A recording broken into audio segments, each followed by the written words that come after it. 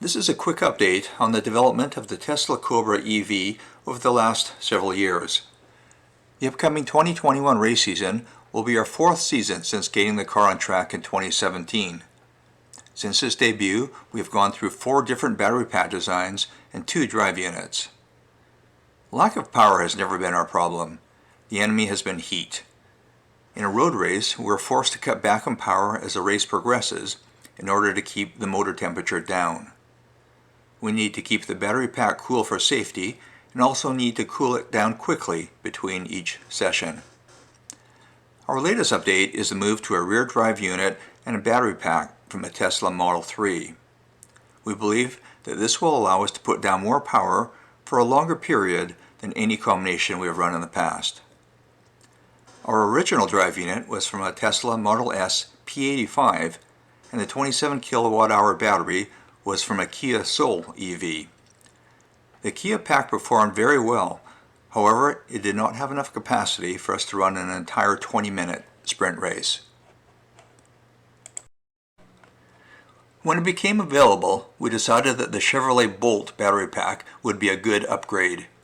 It was rated at 60 kilowatt-hours and was water-cooled. We disassembled the pack down to the cell level and rebuilt it as a 40 kilowatt-hour pack. To reduce weight, we built a carbon Kevlar enclosure. Unfortunately, the indirect cooling scheme that LG Chem used could not keep the battery temperatures down during a race. As a result, we embarked on a research effort to improve cooling. It quickly became apparent that direct water cooling was required. We also experimented with other techniques, such as immersion cooling. For 2019, we designed custom cooling plates that fit between each cell pair. These proved capable of keeping the pack under 60 degrees C during a race. We used the pack for the season, but ultimately decided that the high voltage sag of the LG Chem cells was not giving us the performance that we desired. We decided to look at the Tesla Model 3 long-range pack. It had direct water cooling for the individual cells and more than enough capacity. The issue was that it would add 300 pounds to the car, and the long modules required chassis modifications to fit. Despite the issues, we decided to proceed.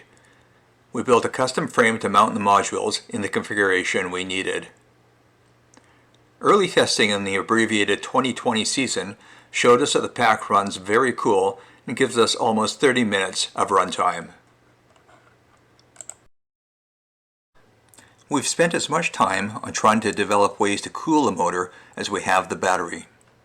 Despite being rated at over 320 kilowatts peak, the Model S induction motor can provide less than 75 kilowatts on a continuous basis.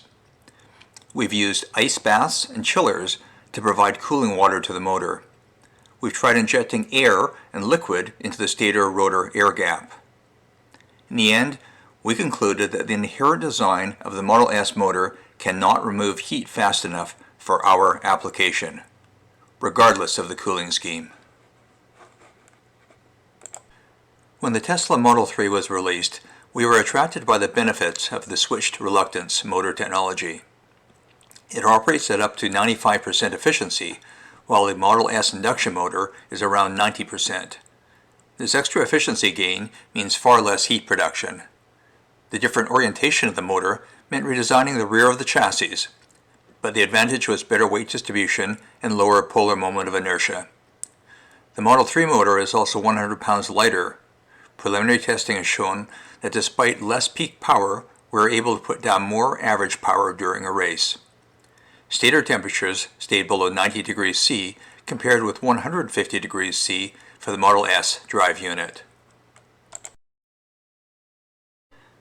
We have also upgraded our charging system and now utilize 3 Tesla Model S chargers in parallel controlled by open source controllers. We can now charge at 27 kilowatts, which should allow us to recharge in a little over 1 hour after a 20-minute sprint race. We're looking forward to the 2021 race season so that we can thoroughly test the new drive unit and battery. We're confident this will be our best season yet.